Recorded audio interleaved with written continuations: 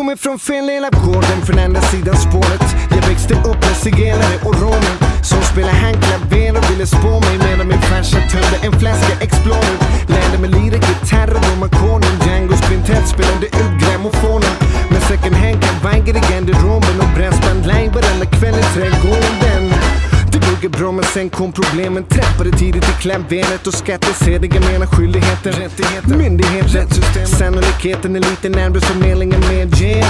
Man kanske borde byta namn eller sälja sin husvagn eller knacka ut sin guldtand. Men någon gång måste fördomen hinnas ikapp, yeah. Du kan kalla mig utanför för att jag inte gjorde som de andra gjorde, när de gjorde som de gjorde förr. Ursäkta om jag stör. När jag var inte grannen ovanför, men tant ringer ju polisen varenda gång och säger det är jag som stör. Hon säger det är jag som stör. Kommer från jävla stadsdelen, det är det som är problemet. Jag växte upp i det finaste kvarteret. Min pappa han är designer med mera. Min enda farsa han är redan försenad. Själv var jag var barn och adopterad, så skolgången blev lite svårt komplicerad. För klasskamraterna tyckte det verkade fel att och lärarinnan skulle snart pensioneras. Inte deras fel att det hela blev som det blivit, enligt rekommendationer från den heliga skrift. Johans pappa säger han är antikrist, enligt fröken som försökt att förklara det visst. Men man kanske borde skjutit med, eller åtminstone burit ut när.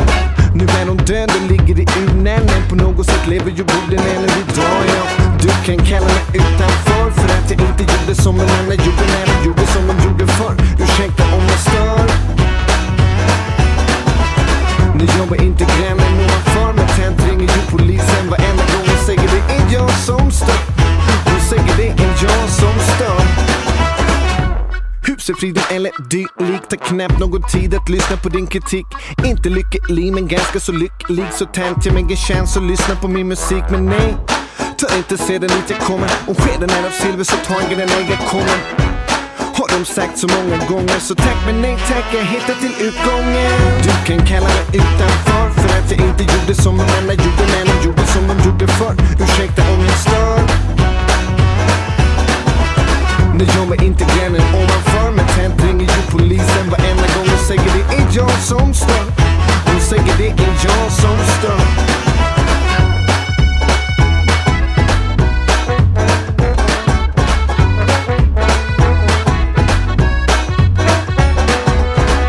Allting var ju bara en dröm.